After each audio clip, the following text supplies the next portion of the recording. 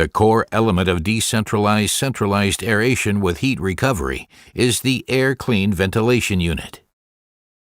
The Limodor ventilation unit locally conducts warm air extracted from the bathroom, toilet, or kitchen through the heat exchanger of the AirClean unit and into the open air. The heat exchanger absorbs the heat from this waste air and emits it into the fresh incoming air. Via its own ducting network, the warmed fresh air is then conducted throughout living and sleeping areas.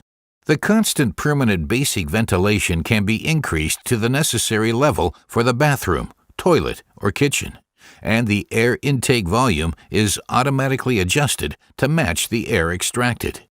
This ensures an equal exchange of air at all times. During the summer, when windows and balcony doors are kept open, the AirClean ventilation unit and the permanent basic ventilation of the unit can be switched off centrally.